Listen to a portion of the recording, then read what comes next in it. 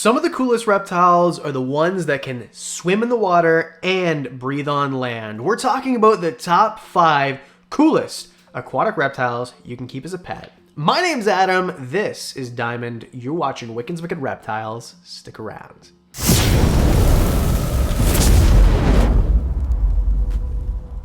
This time, instead of talking about the best for pets, let's talk about the coolest ones that you can keep as pets. How about that, okay?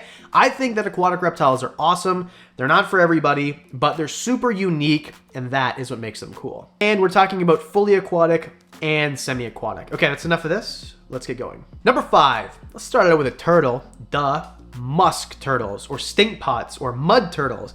Either way, these are some of the tiniest turtles that you can commonly find and aren't gonna break the bank. Now, the big problem with most turtles, like say yellow belly sliders, red ear sliders, even Mississippi map turtles, is simply that they're just too big. Most people don't have a 150-gallon aquarium ready to go for one slider. Like, that is how big of a tank they need. Those people keeping red ear sliders in 10-gallon tanks or 40-gallon tanks, they're silly gooses. You can't do that. Where with a musk turtle, it's gonna be 3, 4, 4.5 inches, super tiny. They cohab really well, and you can have them in something like a 75-gallon. I mean, don't get me wrong, have a bunch of them in a bigger aquarium. Do your research on how to cohab, of course.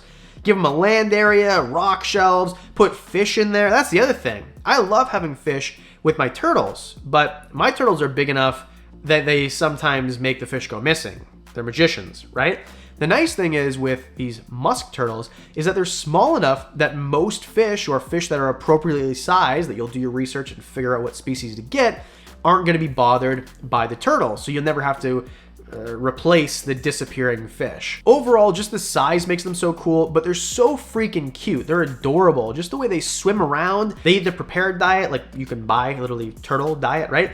And you can also feed them things like worms and brine shrimp and things like that. So overall, one of my favorite species and one that I would love to keep one day. Number 4, Chinese crocodile lizards. Ooh boy, let me tell you, of all the rare, unique, crazy looking things, Chinese crocodile lizards are up there on the list.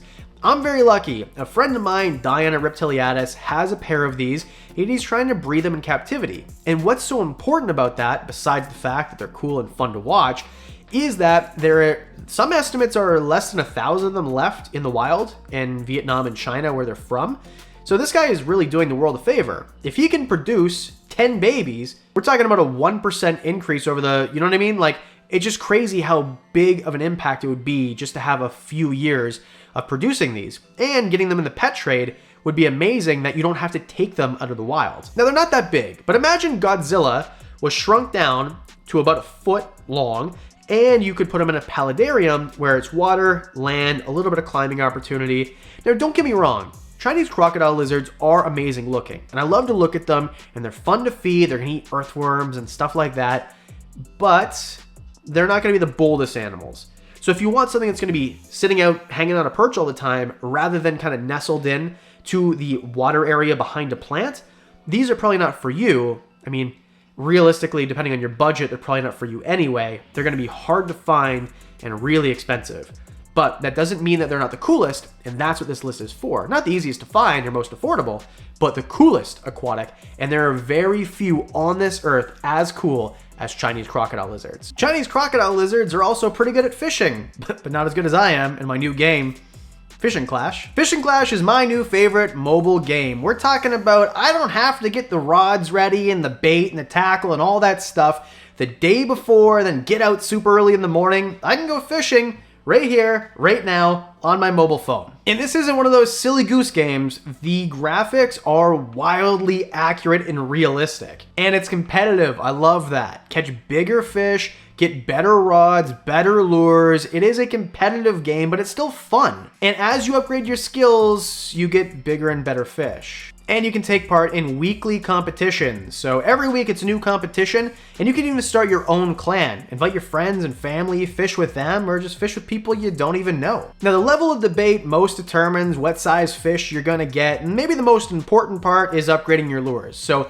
imagine it as kind of like a story, and you're getting better and better, and therefore catching bigger and better fish. And it's realistic. There's power-ups, there you can use sonar to find fish, weight gain perks that help you catch bigger and bigger fish as you go on in the game. There's licenses, different fishing rods, and of course you can start this game even if you aren't a fishing person. If you've never fished in your life, it's still super fun. It is actually rewarding in this game, sitting here, to catch the big fish. And you can download the game by using my link in the description box, or scan the QR code that you see right here on the screen and use code REPTILES to get a $20 value reward for free. With my gift code, you get a unique avatar, 1 mythical lure card, and 50 luck power-ups as well. Oh, and 30 weight gain power-ups too. Like, this game is so much fun, and now if you use code REPTILES in the link below or the QR code, then you get $20 worth of added rewards. Fishing Clash, thank you for sponsoring today's episode, and let's get back to the list. Number 3,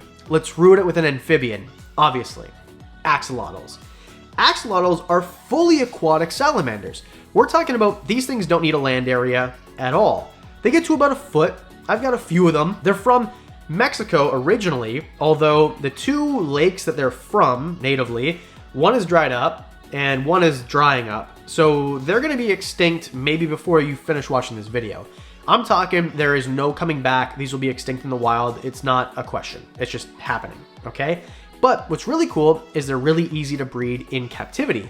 So they're around, and there's a bunch of different morphs. If you want like a wild type one, or what about an albino one that's bioluminescent, which means when you shine a black light on it, bam, it's like a scorpion, it glows in the dark. And even if you don't want them for that reason, some salamander species can grow limbs back, and axolotls are no different. And if you like watching things eat, they're kind of like hoovers. I think it's so cool. You put a little earthworm bit in front of their face, bam, they're just gonna suck it in. It looks like a vacuum. It's really cool. And they're really easy to keep as long as you keep the temperature low. We're talking about in the 60s. Can you believe that? I wouldn't get in a pool if it was 60 degrees. These guys, if you get into the low 70s, it's already too hot.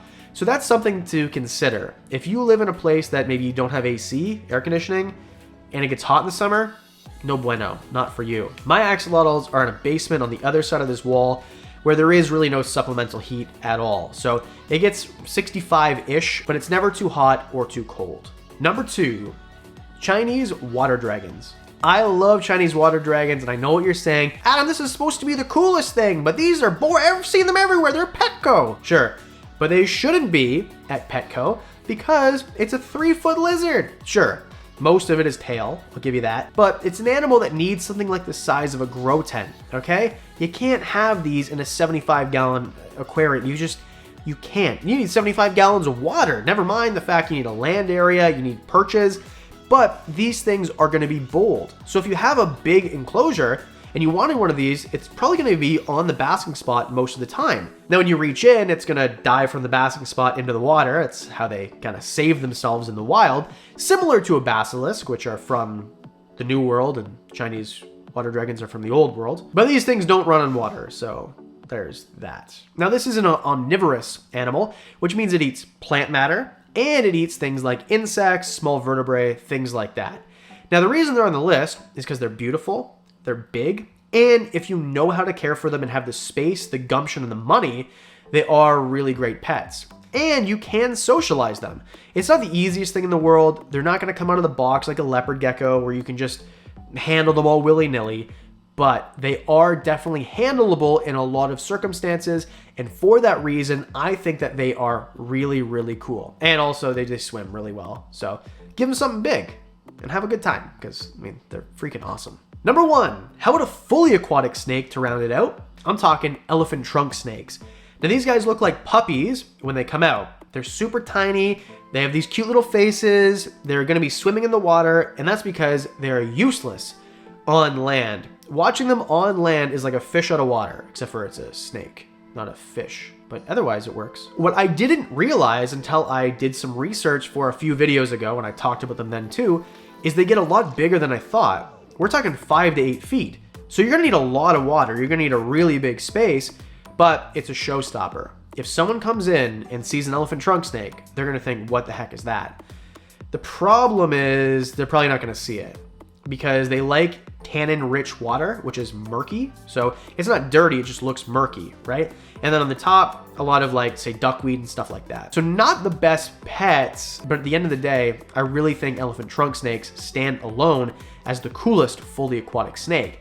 And there's a lot of really good information out there, BMX Johnny and Nerd and the whole thing. So what do you think? What would you get as a fully aquatic animal? I want to say thank you for going down there and hitting the like and subscribe button. It helps this channel more than you could ever imagine. Thank you so much to Fishing Class for sponsoring today's episode. Again, go to the link below and use my code REPTILES. And a special thanks to the Patreon supporters. You guys are amazing. Thank you guys so much for doing what you do. You guys get videos early, you get extra merch, extra videos, a whole bunch of stuff. For as little as $1 every single month, you get that and more. And because we do videos on Mondays and Thursdays, that means I'll see you in the next one.